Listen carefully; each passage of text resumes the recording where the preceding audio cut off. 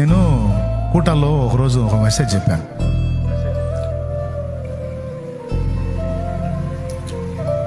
పక్షి రివ్వన ఎగురుతూ వచ్చి ఒక కొమ్మ మీద వాలింది. ఆ పక్షికి ఆధారం ఏంటని అడిగాను. అప్పుడు మీరేం చెప్పారు?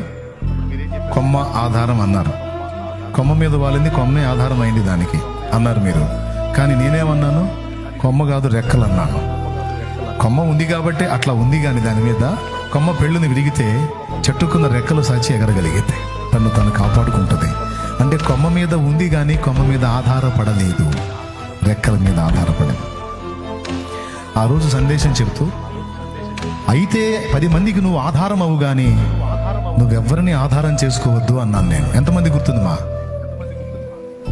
నిజంగా ఉందా? అలాగే అయితే 10 మందికి నీ ప్రేమని పంచు కానీ నువ్వు ఎవరి ప్రేమను ఆశించద్దు నాన్న. ఛాన్స్ ఉంటే 10 మందికి నీ ప్రేమని పంచమ్మా, అంతే. నువ్వు ఎవరి ప్రేమను ఆధారం చేసుకోవద్దు, ఎవరి ప్రేమ కోసం పరితపించొద్దు. ఒరిజినల్ లవ్ నీకు దొరకదు. అర్థమైందా? అది ఒక్క యేసయ్య దగ్గరే దొరికింది. నేను అలా ఫిక్స్ అయ్యా. నేను ఎవరిని ఆధారం చేసుకోవద్దు, నా దేవుణ్ణి, దేవుడు నాకు ఇచ్చినటువంటి రెక్కల్ని నేను ఆధారం చేసుకోవాలి అనుకున్నా.